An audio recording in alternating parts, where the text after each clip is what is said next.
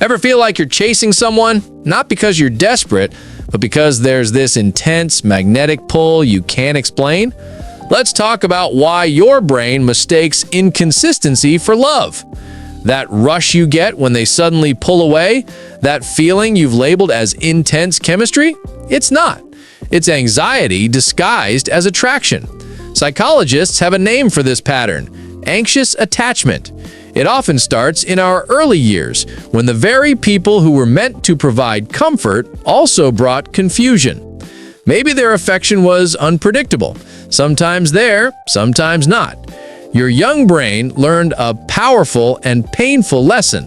Love is something you have to earn, something you have to fight for. It's not freely given. It's a prize to be won. So now, as an adult, when someone is hot one minute and cold the next, your brain doesn't see a red flag. It sees a familiar pattern. It lights up, thinking, I know this game. I know how to play. You find yourself drawn into the push and pull dynamic, not because you genuinely want that person, but because you're chasing the feeling of finally earning the love that was withheld. It's a subconscious attempt to heal an old wound by winning a new battle. Think about it. Every ignored text, every mixed signal, every almost relationship, your brain doesn't interpret these as signs to walk away. Instead, it sees them as challenges. It frames the situation as, if I can just get them to choose me, to finally commit, then I will have proven my worth. The validation becomes the goal, not the connection itself. Deep down, there's a belief that love doesn't feel real unless it's a struggle. You have to fight for it, prove yourself for it, and constantly work to keep it. This is exactly why healthy, stable relationships can feel so boring at first. When someone is consistent, when they communicate clearly, when there's no chaos to navigate, your nervous system can get confused. It's been trained to associate the adrenaline spikes of the chase with love. So when it experiences calm, it sends out an alarm. Wait, something's wrong. This is too easy. Where's the drama? Where's the passion?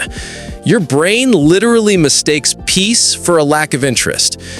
But here's the most important truth you need to hear. You are not addicted to the person. You're addicted to the emotional roller coaster they put you on, because that roller coaster feels like home. It's a familiar, albeit painful ride. The constant highs of their attention, followed by the crushing lows of their distance, create a powerful chemical cocktail in your brain. It's a cycle that keeps you hooked, always waiting for the next hit of validation. So, how do you get off this ride? The solution isn't to just stop caring or build walls around your heart. That's just another form of avoidance. The real work is to retrain your brain. You need to teach your nervous system to recognize that peace is the new love, calm is the new chemistry, safety is the new sexy. Here's where you can start. It's a practical, three-step process to begin rewiring those old patterns. First, become a detective of your own body. The next time you're around someone who is inconsistent, notice what happens physically. Does your chest tighten? Does your breathing get shallow? Does your stomach churn? That physical tension is your internal alarm system. It's not butterflies of excitement. It's the siren of anxiety. Learn to identify that feeling for what it is. Say to yourself, this is anxiety, not attraction. Just naming it takes away so much of its power. Second, you need to give your brain a new blueprint for what love feels like. Grab a journal and start writing about what real safety feels like to you. It doesn't even have to be about romantic relationships at first. Think of a time you felt completely at ease with a friend, a pet, or even by yourself. What did it feel like in your body? Was it a sense of warmth, of ease, of being able to breathe deeply? Describe it in detail. The more you focus on the feeling of genuine safety, the more you're creating a new neural pathway. You're teaching your brain, This is the feeling we're aiming for now. This is the new goal. Third, and this one is crucial, learn to give affection to yourself in the exact moments you feel the urge to chase it from someone else. Are they leaving you on red? Instead of checking your phone every 2 seconds, put it down and do something that makes you feel valued. Take a walk, listen to your favorite album, make yourself a nice meal. You're essentially redirecting that chasing energy back toward yourself.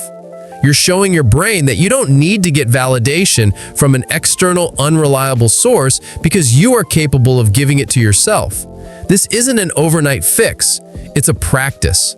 It's about showing up for yourself again and again until the new pattern becomes stronger than the old one. The most beautiful part? The moment you stop running after love that you have to fight for, real love finally has the space to start running towards you. People who are ready to offer stable, consistent love will start to seem more attractive because your nervous system will no longer be screaming danger in the face of peace.